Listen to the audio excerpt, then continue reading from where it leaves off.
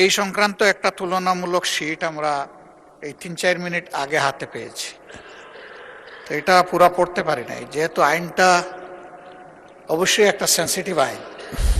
আমরা কি অনুরোধ করতে পারি যে এটা পাশের জন্য একটু সময় হাতে রেখে আমাদেরকে একটু সুযোগ দেওয়া হোক? হত্যাকারী সন্ত্রাসী সংগঠনের নিষিদ্ধকরণ সংক্রান্ত একটা অ্যামেন্ডমেন্ট, আগের যে আইন ছিল সন্ত্রাস বিরোধী আইন, সেটা অ্যামেন্ডমেন্টের জন্য মাননীয় বিরোধী দলীয় নেতা নিশ্চয়ই স্মরণে থাকার কথা। ওনারা এবং এনসিপির বন্ধুরা সবাই মিলে এটা আন্দোলন করেছিলেন। সেই আন্দোলনের প্রেক্ষিতে এটা মোটামুটি বাংলাদেশে একটা জনমত সৃষ্টি হয়েছিল। সেই প্রেক্ষিতে তাদের কার্যক্রম নিষিদ্ধ করা হয়েছে সন্ত্রাস বিরোধী আইনে, এবং অ্যাকর্ডিংলি সেটা নির্বাচন কমিশনে তাদের রেজিস্ট্রেশনটাও সাসপেন্ডেড হয়ে আছে।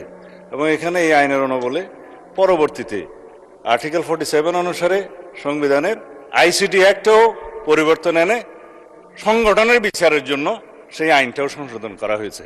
এখন আপনারা যদি এর উপরে আলোচনা করতে চান, আমার মনে হয় সংশোধনের সেকেন্ড রিডিং স্টেজে যদি আপনারা সংশোধনী দিতেন, আলোচনা থাকতো, এবং ফার্স্ট রিডিংয়ে উত্থাপনের পরে যদি আপনারা আপত্তি তুলতেন, তাহলে আলোচনা থাকতো। সংসদে উত্থাপিত আকারে সন্ত্রাস বিরোধী সংশোধন বিল 2026 পাশ করা হোক। যারা এই প্রস্তাবের পক্ষে আছেন তারা হ্যাঁ বলুন, যারা এই প্রস্তাবের বিপক্ষে আছেন তারা না বলুন। আমার মনে হয় হ্যাঁ জয়যুক্ত হয়েছে, হ্যাঁ জয়যুক্ত হয়েছে, হ্যাঁ জয়যুক্ত হয়েছে।